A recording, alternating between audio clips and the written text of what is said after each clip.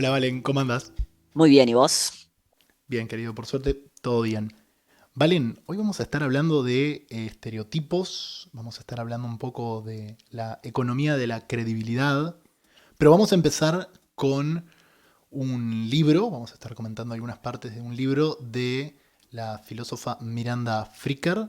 El libro es Injusticia Epistémica, que se publicó en inglés en 2007 y en 2017 se publicó la traducción.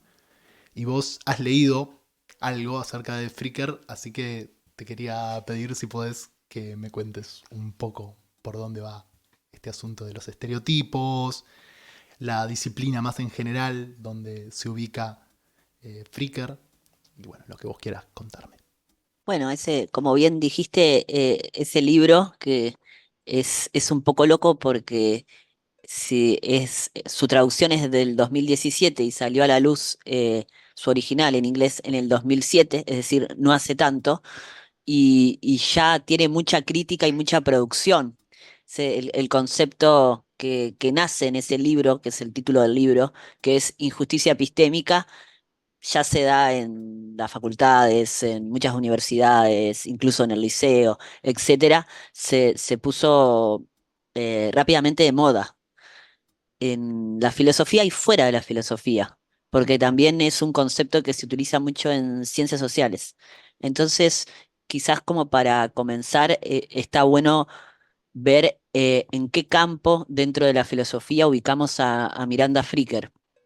Y Miranda Fricker la podemos ubicar dentro de una rama de la filosofía que es la epistemología social.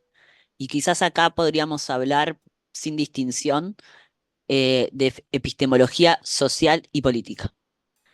Y si nosotros pensamos, por lo general, cuando empezamos nuestros cursos de filosofía o cuando empezamos, por ejemplo, el SERP, el IPA, etcétera, a estudiar filosofía, tenemos una materia que es epistemología o filosofía de la ciencia, podemos llegar a tener teoría del conocimiento y por otro lado tenemos lo que son materias como ética, filosofía política, que serían la filosofía práctica. Bueno, ¿por qué toda esta introducción de dividir estos dos campos?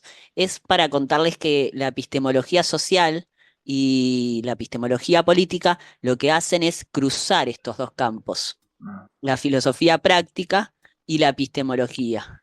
Pensemos conceptos como justicia. Por lo general, en filosofía, cuando hablamos de justicia, estamos pensando no en cuestiones que tienen que ver con el conocimiento, sino con otro tipo de comportamiento. Cuando una sociedad es justa, o incluso cuando nosotros hablamos conceptos como violencia. No hablamos ahora sí, pero la epistemología social va a hablar, por ejemplo, de injusticia epistémica, violencia epistémica, cuando a una persona se le genera un daño que es epistémico. Entonces, el concepto de virtud, el concepto de virtud aristotélico, bueno, pero llevado al campo de de la epistemología. Entonces, a Miranda Fricker la ubicamos en ese cruce, o sea, en esa disciplina que es un cruce de teoría del conocimiento por un lado y de filosofía práctica por el otro. Valen, en eso me parece que aclara un montón el subtítulo del libro. No sé si esto está en inglés o solo en la traducción, pero en la traducción es El poder y la ética del conocimiento. Me parece que esto ilumina un poquito esto que vos estás contando. Total. Y, y bueno, contando un poquito más de Miranda Fricker es una filósofa que viene de la filosofía analítica y aunque venga de la filosofía analítica, comienza su primer capítulo y lo está en el subtítulo también hablando del poder, comienza hablando de Foucault y ahí, bueno, haciendo alguna apreciación sobre ese concepto y tomando algunas cosas sí y otras no. Entonces, bueno, también es una filosofía que cruza otras tradiciones, no solamente campos de conocimiento, quizás Sí, tradiciones. exacto. Un comentario de eso es que cuando uno la lee, se nota esto. Realmente se nota que después de leer un poco de filosofía, uno va a veces como con los lentes, bueno, voy a leer filosofía tipo continental, ¿no? Voy a leer a Foucault, eh, ponele, o a Derrida, o voy a leer filosofía analítica y vas como con otra predisposición. Y Fricker un poquito como que te desarma en ese sentido, porque su estilo de escritura es muy típico de la filosofía analítica, en esto de bueno, priorizar la claridad, define absolutamente todo lo que dice, es muy sistemática, pero a su vez sus temas son temas que la filosofía analítica ha sido bastante negligente a lo largo Es de su que de hecho historia. la epistemología política se habla del giro político en filosofía analítica y tiene que ver con eso que vos decís, que la filosofía analítica quizás no había estudiado suficiente los valores en su más amplio sentido en el comportamiento epistémico. Entonces hay un giro en la filosofía analítica, un giro Claro, político. solo una notita al pie. Leí hace muy poquito una filósofa que trataba de buscar una explicación historicista a esto y me parecía interesante, pensando en el contexto, sobre todo de Estados Unidos, de la persecución hacia las izquierdas, como eso hizo durante mucho tiempo que en los departamentos de filosofía se intentara no hablar de estos temas que podían tener consecuencias políticas. Claro, sí, sí, está buena esa lectura. Bueno, entonces Fricker está en estas tradiciones, también toma mucho de, ella lo dice, de la filosofía feminista y específicamente de la epistemología feminista. Y bueno, ahí buscamos quizás a Fricker. Pero dentro de la epistemología social, en esto de hacer muchas subdivisiones, hay muchos debates y hay muchas preguntas, y hay una que tiene que ver específicamente con el valor del testimonio. ¿Sí? Dentro de la epistemología social ubicamos, por ejemplo, la epistemología de la ignorancia, la epistemología del testimonio, y a Fricker la vamos a ubicar en esta, en la epistemología del testimonio. Dentro de la epistemología del testimonio hay debates, por ejemplo, si cuál es la fuente de conocimiento, eso que nosotros dábamos quizás en teoría del conocimiento. ¿Es el testimonio una fuente de conocimiento original o el testimonio es una fuente de conocimiento derivada? Lo voy a traducir. Por ejemplo, cuando vos me decís algo a mí y yo te creo, Nigel me dice algo a mí y yo me creo, mi fuente de conocimiento, ¿es el testimonio de Nigel? ¿Es verdad porque me lo dice Nigel o por otras razones? Bueno, este debate en la filosofía inglesa va a nuestro filósofo Hume. En su tratado sobre el entendimiento humano tiene un capítulo que habla sobre los milagros. Entonces ahí Hume, una de las cosas que dice es bueno, que el testimonio no es una fuente directa de conocimiento, sino que siempre depende de otra cosa. Nosotros, por ejemplo, yo podría creerle a Nigel lo que me dice porque es coherente con otras cosas. Yo hago una inferencia ahí, pero mi conocimiento no es por el testimonio directamente, sino que es coherente con otras cosas. Entonces yo digo, ah, sí, Nigel tiene razón. Bueno, esa es una postura dentro de teoría del conocimiento, la de Hume. Después hay otra postura que es de un filósofo de la misma época de Hume que se llama Reid, que dice, no, en verdad, cuando el testimonio es una fuente directa de conocimiento. Si es y ahí hay otro concepto muy importante que es el de autoridad. Entonces, entonces, cuando Nigel me dice algo, yo lo sé porque me lo dice Nigel. No porque hago una inferencia que es coherente con otras cosas lo que dice. Lo sé porque me lo dijo Nigel. Bueno, y ahí ya entramos con el problema del testimonio. Antes de que sigas, Valen, me parece que más allá de que el tema del testimonio es fundamental para muchas disciplinas, en nuestro caso en particular, aunque como docentes, ¿no? Que no sé si es exactamente un testimonio lo que estamos dando, pero sí esta cuestión de la credibilidad y de la autoridad es fundamental y justamente va a ser parte de lo que suceda en nuestras clases, tanto de cómo somos creídos o creídas, quienes damos clases, pero también si nosotros creemos o no creemos a quienes están del otro lado y lo que dicen acerca de los fenómenos que discutimos, por ejemplo. Y ahí ya nos da paso como para decir esto, pensando ya en la obra de Fricker, de que ella en el capítulo 1 y 2 va a hablar de que cuando nosotros interactuamos, nosotros cuando charlamos, en cualquier intercambio, testimoniamos, vamos a decir testimonial en un sentido cotidiano, decimos algo sobre algo, cuando nosotros charlamos, testimoniamos, siempre usamos estereotipos. Es que los estereotipos no es que sean buenos ni malos, sino que Claro. el acto de hablar mismo supone la existencia de estereotipos. Entonces, eso no tendría por qué ser un inconveniente, ¿sí? Estereotipo en un sentido, como lo está entendiendo Fricker, neutro, ¿sí?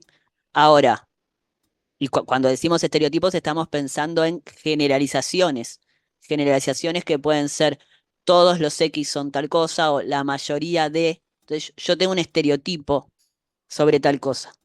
Mm. Ahora, Fricker nos va a decir, dentro de los estereotipos, que no es problemático que existan estereotipos, Mm. son, va a haber algunos estereotipos que son negativos y hay otros estereotipos que son positivos. El segundo, los estereotipos negativos, son los que nosotros usualmente, y Fricker los va a denominar así, llamamos prejuicios. Mm. Valen, para a ver si yo te entendí bien. Entonces, cuando hablamos de estereotipo, estamos hablando de una categoría que es neutra, es una representación que asocia a un determinado grupo con determinadas características, en este caso epistémicas, ¿no? Con determinada credibilidad o determinada autoridad para decir algo, determinada credibilidad. Ese estereotipo puede ser más o menos fiable, ¿no? Por un lado puede representar más o menos las características de la persona, mejor o peor, pero sobre todo puede ser más bien positivo o negativo, ¿no? Vos podés tener un estereotipo de que ciertas personas de, no sé, cierto lugar del país o de cierto género o de cierto grupo étnico o de cierta clase social son creíbles, ¿no? Seguro que lo que me está diciendo debe ser cierto. Y puede haber otras que, por el contrario, sean estereotipos más negativos, donde por justamente estas asociaciones no creemos o le restamos credibilidad a lo que la persona nos está diciendo. Y estos serían los prejuicios. Perfecto, es eso como bien decís vos, Nigel, ya queda claro que los estereotipos es una cuestión neutra y las necesitamos para hablar unos con los otros. Vamos a hablar ahora de prejuicios identitarios, porque Mm. esos son los que les va a interesar a Fricker. Capaz que poniendo algún ejemplo podemos empezar a entender mejor. Y usando los ejemplos mismos que usa ella. Imaginemos que una persona racializada va a hacer una denuncia a la policía y la policía no toma muy en serio esa denuncia por el hecho de que esta persona está racializada. Entonces, si hubiese sido quizás un blanco el que hubiese hecho esa misma denuncia, hubiese sido distinto. Bueno, ¿esto nos parece injusto? Sin duda que es injusto. Pero ¿por qué es injusto desde el punto de vista de la epistemología también? Que es lo que nos importa acá.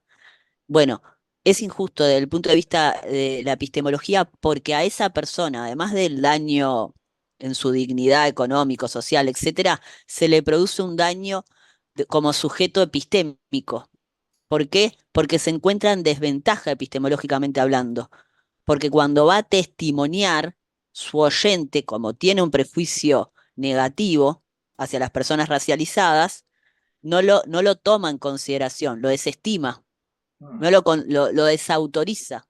No es una autoridad epistémica para él, lo desautoriza, no le cree. Entonces no lo considera y quizás no lo hace de manera voluntaria, sino que este estereotipo negativo, este prejuicio identitario, está funcionando en la forma en que escucha. Esto es algo lindo también en Fricker y es que este análisis filosófico está depositado más en cómo escuchamos a qué es lo que hablamos. Mm. ¿Sí? Entonces, la injusticia se comete en la escucha en este caso. Totalmente. Me resuena mucho, no puedo dejar de pensar en esto, y es en lo que hacemos en nuestras clases, en nuestro cotidiano, que constantemente tratamos de escuchar, pero muchas veces escuchamos muy mal, entre otras cosas por esto, porque es muy fácil negar la experiencia de la otra persona.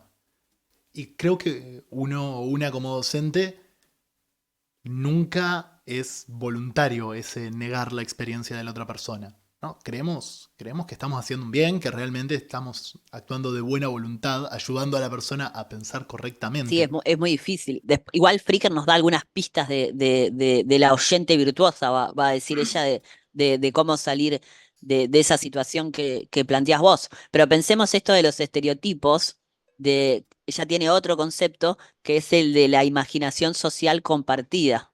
Entonces, nosotros en una determinada sociedad, por ejemplo en la sociedad uruguaya, tenemos una imaginación social compartida entre todos donde posicionamos a la gente. Entonces, en el acto de hablar unos con los otros, cuando, por ejemplo, hablo con un joven, no sé, de un contexto rural, tengo quizás un prejuicio sobre eso, hago una generalización.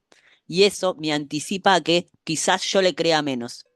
Imaginemos en este mismo ejemplo que quizás esta persona tenga un tipo de acento que yo lo asocio de vuelta, no intencionalmente, con que sabe menos, con que tiene una capacidad eh, disminuida para la filosofía, por ejemplo. Entonces, en un contexto de aula, podría estar operando eso. Y cuando va a testimoniar esta persona, bueno, yo voy a estar escuchándolo de una manera determinada. ¿Por qué? Por un prejuicio identitario negativo que yo tengo. ¿Por qué identitario? Porque tiene que ver con su identidad. Y ahí pensemos que la identidad, y esto es muy importante quizás para pensarlo en el aula, que la identidad de las personas, tal como lo está definiendo Fricker, es algo que nos persigue. No es que la persona cambia su acento después cuando va a comprar al supermercado o lo que sea. Pensemos en identidad, que puede estar refiriendo a, a la clase social, puede estar refiriendo a la sexualidad, puede estar refiriendo a muchas cosas, pero no es que uno tiene una identidad en el aula y después tiene otra. Exacto. Y la identidad, esto no es parte de esta discusión, pero es algo que lo sabemos. La identidad se construye desde cómo uno se percibe, pero también de cómo uno o una es percibido o percibida. Y justamente vamos con nuestra identidad a todas partes. Y en el aula me parece súper importante esto, además de escuchar también somos vistos y vistas constantemente y bueno, cuando hacemos la práctica es algo de lo que tomamos conciencia muy rápidamente en ese lugar de observación y que la observación se da desde estos estereotipos. Vos entrás a la clase y sos todo lo que sos y hablás con el acento que hablás y tenés la ropa que tenés y todas las cosas que se perciben en vos como persona van a de alguna manera ser parte de ese contexto de comunicación y vos vas a ser creído, vas a ser escuchado desde ese lugar. Sos esa persona que habla y eso va a hacer que te crean más, te crean menos. Y también es probable que vos mismo o vos misma ejecutes ciertos cambios sobre tu forma de ser y eso me parece interesante, igual capaz no para esta discusión, de cómo cambiamos, porque hacemos este intento, Valen, ¿no? Esto que vos dijiste y me parece que es verdad, decís que nosotros y nosotras llevamos nuestra identidad a todas partes.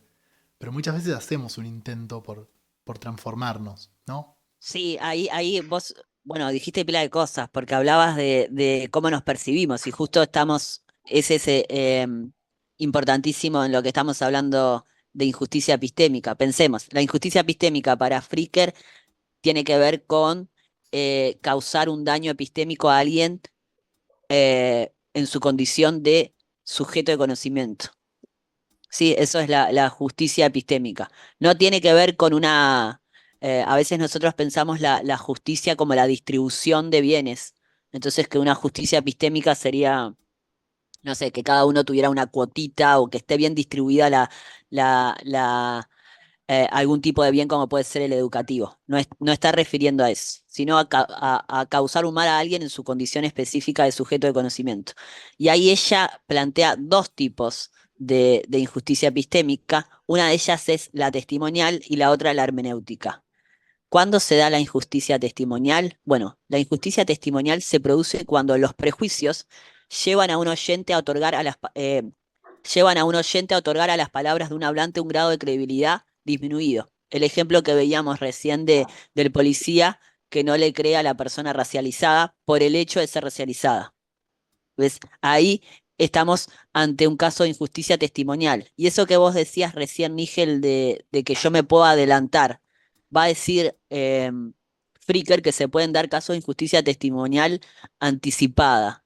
Mm, Eh, por ejemplo, voy a poner un ejemplo, no sé, imaginemos un contexto, una sociedad o en un contexto donde saber de fútbol eh, tiene algunas, bueno, se asocia a que los varones cis son los que saben de fútbol y el resto no sabe. Entonces, imaginemos que una chica está con sus amigos mirando un partido de fútbol y quiere opinar sobre el partido de fútbol, pero no dice nada. mm, No dice nada. O sea, tampoco es que dice, ay, me van a desautorizar, qué sé yo. Simplemente no dice nada. Bueno, ahí quizás, o quizás no, ahí también habría una injusticia testimonial anticipada, pues se anticipa, digamos. Y claro. después la otra injusticia que tiene que ver con lo otro que vos dijiste, Nigel, que sobre cómo nos percibimos, es la de injusticia hermenéutica. Injusticia hermenéutica tiene que ver con los recursos hermenéuticos colectivos que hay en una sociedad. ¿Sí? Entonces, yo, por ejemplo, si vivo en una sociedad donde no existen esos recursos hermenéuticos para darle sentido a mi experiencia, bueno, puedo estar yo ante un caso de injusticia hermenéutica. El caso que pone Fricker tiene que ver con el acoso. O, por ejemplo, Blas Rad y Moira Pérez, que son unos filósofos argentinos, hablan del caso del acoso callejero. Es decir, cuando no existía el concepto de acoso callejero, sí había personas que tenían la experiencia de acoso callejero, pero no existía el recurso hermenéutico para darle sentido a. Mm.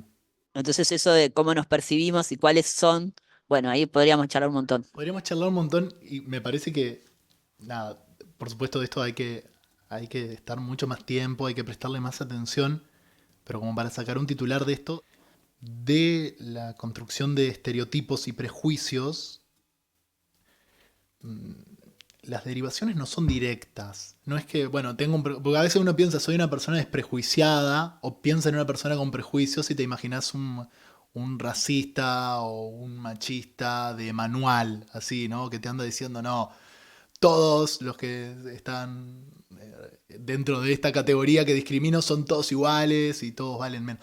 Bueno, en realidad lo que hay son dinámicas de mucha sutileza, muchas veces invisibles a las personas, y, e incluso a veces se reproducen estos prejuicios, estos estereotipos en contra de la voluntad, e incluso mientras uno o una está intentando combatir ese tipo de prejuicio o estereotipo. No sé, por poner solo un caso, esta semana he estado leyendo bastante a Teresa de Lauretis, que es una filósofa feminista que trabaja el tema del género y las tecnologías del género. Y su análisis es muy interesante de mostrar cómo incluso dentro del discurso crítico feminista muchas veces se pueden construir estas asociaciones bueno, que pueden tener incluso consecuencias negativas. Creo que esto mucho más y con mucha mayor cantidad, me parece a mí, de dimensiones lo vamos a encontrar, por ejemplo, cuando vamos a la docencia, que es lo que nosotros tenemos que poner el foco, justamente porque no es un caso donde haya un estereotipo que de alguna manera lo separamos, lo diseccionamos y lo vemos en el microscopio. En la docencia hay muchos estereotipos que entran a la vez, digamos, ¿no? Que son al mismo tiempo puestos en escena en ese acto de hablar, en ese acto de escuchar, de prevenir cómo el otro o la otra va a escuchar lo que yo le digo, Total. etcétera, Y etcétera. ahí vos que entrás en un terreno de que nosotros no nos demos cuenta de ciertos estereotipos negativos, no significa que no seamos responsables. mm, Y bueno, ahí recuerda, estamos en un área que la estamos trabajando desde el punto de vista ético también, por eso el cruce. Entonces, bueno, hasta qué punto y también, bueno, ver los tipos de errores que desde el punto de vista epistémico tenemos. Bueno, en cuáles son responsables, en cuáles no, hay algunos que no, pero me gustaría como también dejar en claro dos cosas. Una, esto que decías vos, Nigel, y que veníamos diciendo de que los casos que le interesa a Fricker justamente tienen que ver con casos donde la persona no está siendo consciente de que está cometiendo un acto racista, en el ejemplo que pone ella, y que los estereotipos que ella trabaja, que están relacionados con la identidad, tienen que ver con grupos que son históricamente desfavorecidos. ¿Sí? Entonces, cuando nosotros pensamos la injusticia epistémica y eso de que uno no se puede sacar como su identidad y entrar a la clase, está pensando en estos grupos. Por ejemplo, en las mujeres, si poníamos el ejemplo del fútbol, por ejemplo, en la clase social, por ejemplo, en personas racializadas, por ejemplo, en, no sé, personas trans. Entonces, está pensando en eso Fricker. Claro, me parece que está muy bien eso decirlo. También, en el mismo tenor que el comentario anterior, mostrar la complejidad de esto, y esto Ficker misma lo dice cuando habla de estereotipos, que muchas veces los estereotipos son ambivalentes, y en cierto contexto está bueno que te ubiquen en ese lugar, y está bueno también que ese estereotipo funcione. Dice, no sé, por ejemplo, el caso de de las mujeres son más intuitivas, ¿no? ¿Es positivo? ¿Es negativo que las mujeres sean más intuitivas? Independientemente de si es fiable la asociación, que creo que no es demasiado, pero, pero dejando de lado eso, solamente pensando en el estereotipo, bueno, en algún contexto puede ser que, bueno, que eso te dé mayor credibilidad. No, hay que escuchar a esta mujer porque las mujeres son intuitivas. En otro contexto no, porque quizás esto de, bueno, son más intuitivas puede significar son menos analíticas o algo así, y eso se puede usar como un arma para, para restar credibilidad. Una cosa que puede pasar parecida, se me ocurre, en el aula tiene que ver con la edad, ¿no? Muchas veces escuchábamos y ahora, pensando ahora, vos mencionabas esto de la, la injusticia epistémica de tipo hermenéutica. Un ejemplo que se me ocurría es esto que se habla ahora del viejismo, ¿no? Esta cosa de la discriminación hacia las personas por su edad, una cosa que cuando uno la mira, bueno, es cierto, la verdad que las personas de más de 60, 65 años, en muchos sentidos, y epistémicamente uno de ellos, son menos consideradas. Ahora, también las personas más jóvenes son muchas veces puestas en un lugar de poca fiabilidad. Entonces, por eso, ¿sabes? A veces cuando somos docentes jóvenes, nada, qué sé yo, te pones unos lentes o haces algo así para que parezca que tenés algunos años más, porque si no sabes que vas a ser víctima de esa construcción. Sí, lo que nos interesa acá es ver víctima, digamos, desde el punto de vista epistemológico, es decir, desde el punto de vista de que te crean. Entonces, hablábamos hace un rato de la autoridad. Acá, cuando no te creen, te desautorizan. Claro. Entonces, lo que nosotros tenemos que quizás pensar es en ese fenómeno de la desautorización. Que es muy intuitivo, no es la palabra, pero sí que si uno se pone a pensar las veces que quiso decir algo, testimonió y no tenía, porque esto también está bueno como aclararlo, no tenía la intención de mentir ni manipular, no ese es el caso que estamos analizando, sino que, por ejemplo, uno quiere contar algo que de verdad le pasó y que la otra persona no te crea. Y Claro. que la razón por la que no te... Puede ser mucho, porque uno no te puede creer porque no te prestó atención, no te puede creer quizás por mala suerte epistémica, es Mm, decir, podría uno tener mala suerte epistémica porque, no sé, imaginemos que alguien me dice, che, este no le creas nada porque es tremendo mentiroso y en verdad nada que ver. Y bueno, está, mala suerte. No es que yo tuviera un prejuicio contra tu identidad. O puede ser por esto. O sea, no todos los casos son de injusticia testimonial, pero cuando la causa tiene que ver con la identidad y con la posición social que ocupa la persona, bueno, ahí sí estamos pensando en esto.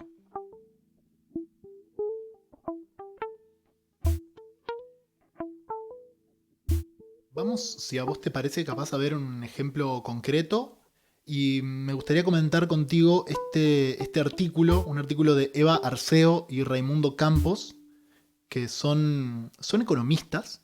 eh, no son gente de la ¿Tenés, educación. tenés prejuicios? Tengo prejuicios, pero no sé si son buenos o malos. En este caso, a mí me parece bien interesante porque hicieron algo que capaz que a nosotros no se nos ocurre hacer, que es, bueno, vamos a los datos y vamos a ver si podemos encontrar sesgos, ¿no? Sesgos concretos, ese es un poco el vocabulario que usan el vocabulario de sesgos y también el de prejuicios. Lo que hacen, el artículo se llama Estereotipos de género, el caso de misprofesores.com en México. El artículo está en inglés, tiene el abstract en español, pero después el artículo está en inglés, por eso no lo vamos a poner como material. Sobre todo nos interesa como puntapié inicial para reflexionar. Este artículo de 2019 lo que hace es agarrar evaluaciones de una página que se llama misprofesores.com. Misprofesores.com, creo que vos la conocés, e incluso creo que estás metido ahí adentro. Es una página donde se pueden evaluar a docentes. Los y las estudiantes pueden calificar numéricamente y pueden también hacer comentarios. Entonces lo que hicieron esta investigadora y este investigador fue tomar desde 2008 a 2018, o sea, en el periodo de 10 años, todas las evaluaciones a docentes que habían ahí, que eran un poquito más de 600.000. O sea, una base de datos preciosa total para sacar insights al respecto de lo que sucede. Y utilizaron varios métodos para clasificar a los docentes y las docentes según su género. Como es típico en este tipo de estudios, lamentablemente todavía, usaron una clasificación binaria, digamos, ¿no? Son o mujeres o hombres y no utilizaron otras posibles identidades para las que seguro que hay sesgos interesantes. Pero bueno, en este caso no había. O sea, no había en su base de datos, no estaban esas preguntas hechas. Pero encontraron bastantes diferencias cuantitativas y cualitativas. Cuantitativo, vamos con lo primero, que es lo más fácil. Bueno, en general, las docentes son peor calificadas. La diferencia es muy pequeña, esto igual es importante. Los autores señalan esto, o sea, es un efecto que se ha visto en muchas investigaciones, pero es un efecto pequeñito, no es que sea una cosa enorme. Sobre todo lo más interesante viene a nivel cualitativo. Y esto es lo más copado. Lo que lo hicieron fue analizando estos comentarios, ¿no? Los comentarios, aparte de una base de datos tan grande, permite de alguna manera ver cómo se está pensando en la docencia. Entonces, Valen, a ver, vamos a hacer, porque esto es estereotipos, así que vos das la respuesta estereotipada y casi seguro que va a estar bien. ¿Qué te parece que será más frecuente encontrar en las evaluaciones de mujeres? Diría que, no sé, que son más arbitrarias.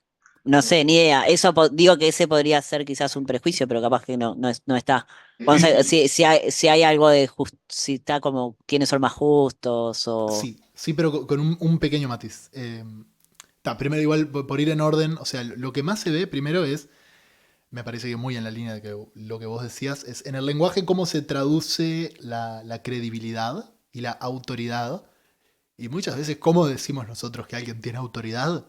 Nos referimos a el profesor, magíster, doctorando Valentino Velázquez, ¿no? Decimos todos los títulos que eso, digamos, hace crecer la credibilidad. Bueno, es mucho más frecuente, o es más frecuente, referirse a los docentes como licenciado, como doctor, mientras que es más común, esto en Uruguay no se usa, pero sí en México, referirse a la profesora como maestra, la maestra, que es como una forma despectiva. Bueno, ahí se ve un detallecito.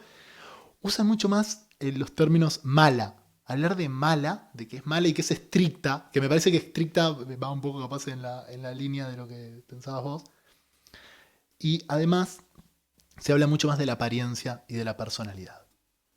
Y esto a mí me parece particularmente relevante. ¿No? Hablamos de la apariencia y de la personalidad de la profe, pero de el profe no se habla tanto de eso, sino que se habla más de atributos vinculados con la competencia. Bueno, si realmente tiene las características para estar ahí.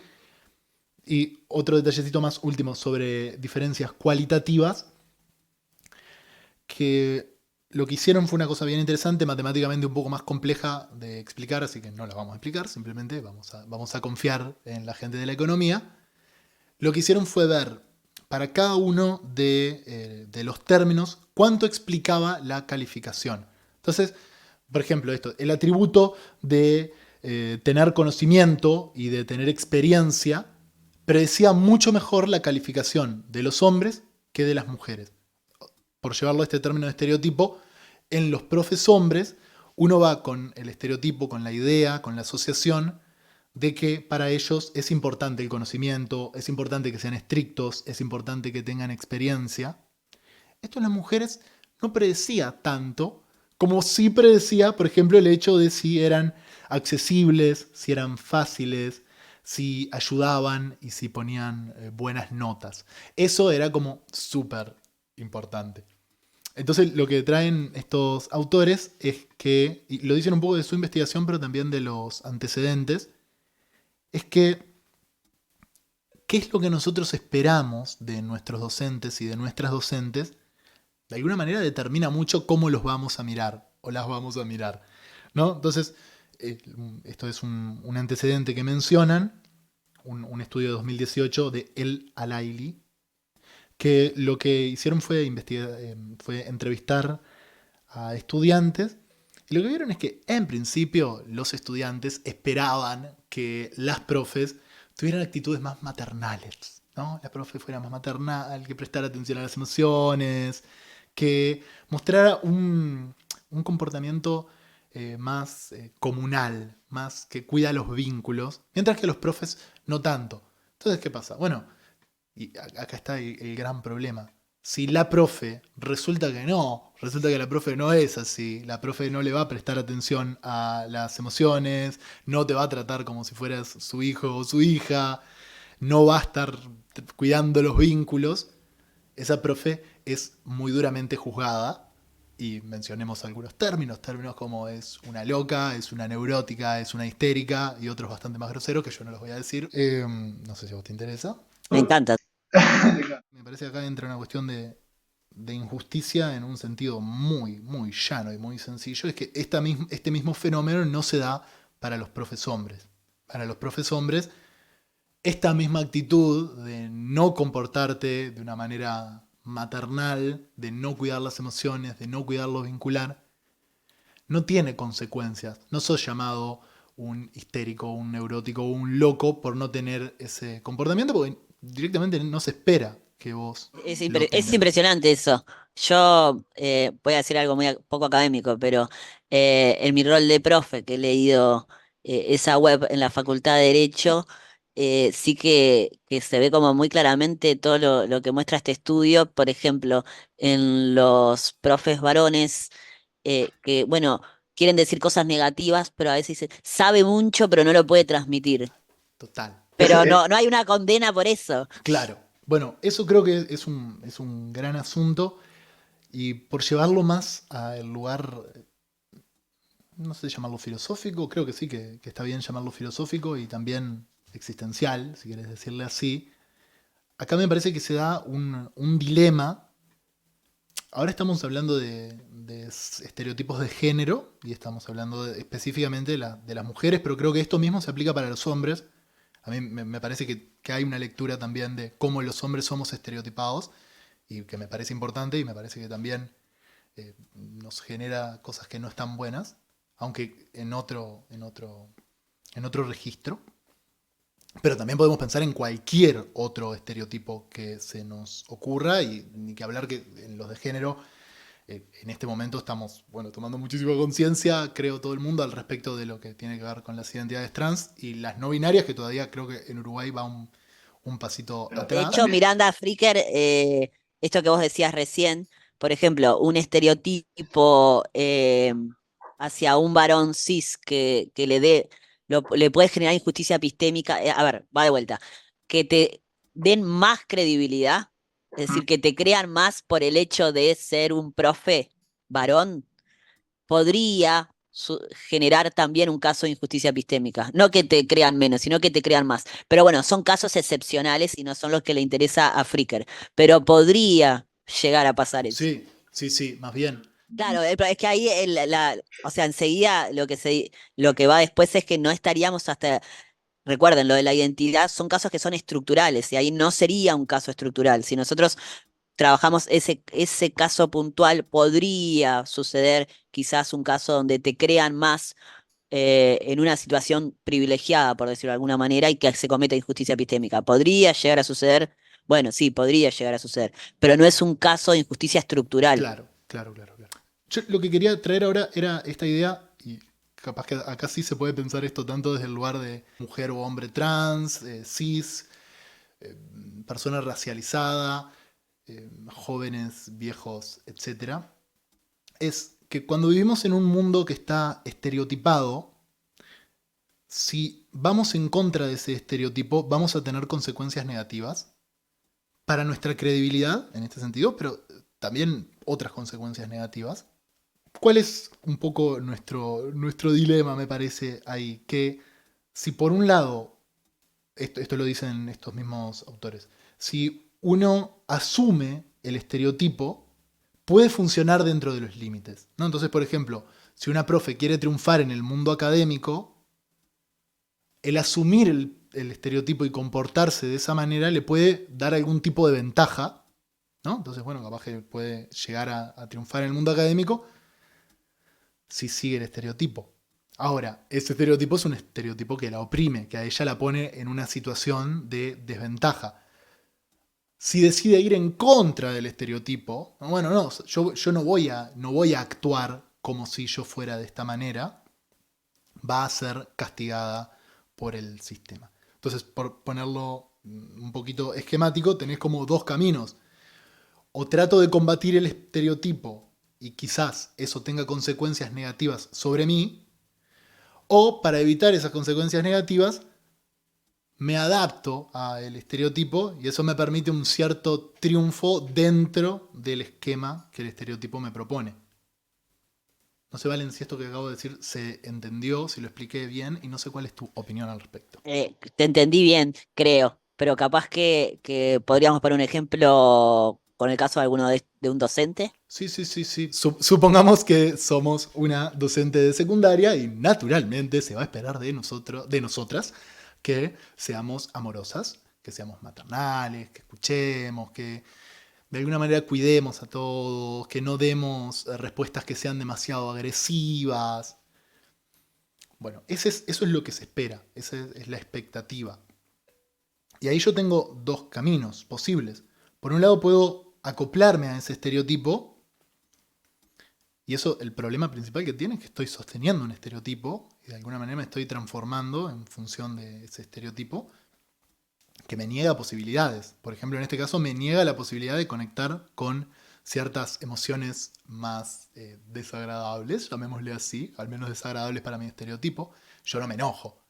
La profe que se enoja y le grita al estudiante no es porque es buena profe y es muy exigente, es porque es neurótica, ¿no? Entonces tengo ese camino. El otro camino que tengo es, no me pliego al estereotipo, no me pliego y voy a actuar, por ejemplo, igual que mi contraparte hombre, pero cuando actúo igual que mi contraparte hombre, si bien me veo liberada de ese estereotipo y de esa expectativa sobre mí, y en ese sentido estoy superando una forma de opresión, por otro lado, eso genera que no se me crea, que se deje de considerar mi opinión, que se deje de darme la autoridad.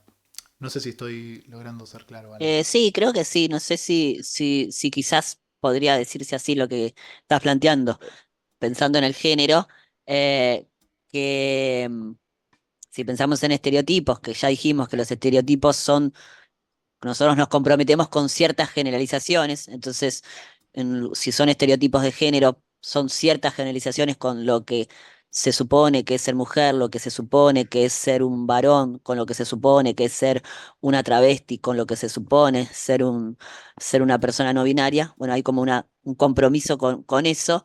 Esos estereotipos generan ciertos mandatos, por lo que venís diciendo.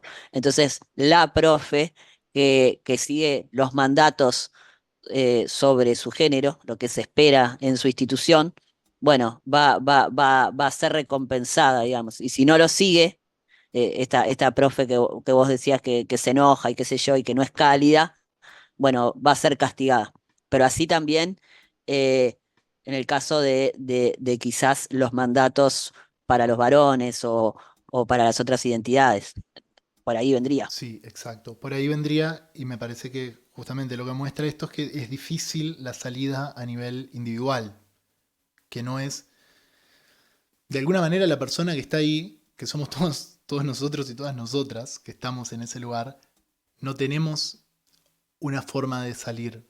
Es como si fuera una disyuntiva que en los dos caminos tenemos que de alguna manera aceptar el estereotipo. Sea para ir en contra de ese estereotipo o sea para ir a favor, pero no está en nuestra No, es mano. que como veníamos hablando, los estereotipos tienen que ver con una imaginación social compartida. O sea que no son individuales los estereotipos. Entonces, es eso ni que hablar, esas generalizaciones no dependen de nosotros. Ahora, después, cómo nosotros convivimos con eso, tiene que ver con eso que vos decís, Nígel, y qué se puede hacer más en términos como profesional de la educación, etcétera. Quería hacer como un comentario a esto que traías por ejemplo, la relación, si nosotros pensamos, no sé, el saber científico asociado con lo racional y excluyendo lo emocional y lo emocional relacionado con lo femenino y lo masculino con lo racional, bueno, ahí podría ser uno muchísimas lecturas. Y dentro de la epistemología feminista va a haber diferentes lecturas sobre esto, porque uno puede decir, bueno, en verdad lo que quienes se dedican a la ciencia y son personas feminizadas y mujeres, lo que tienen que hacer es seguir haciendo ciencia como lo están haciendo los varones cis, ¿sí? Claro. Ir como un poco en contra de eso. Otros podrían decir, no, en verdad lo que nosotros queremos hacer es que la ciencia sea más emocional y que estas capacidades que la ciencia ha dejado siempre por fuera sean, bueno, no sé, que igual que es bien complejo. Siempre es complejo.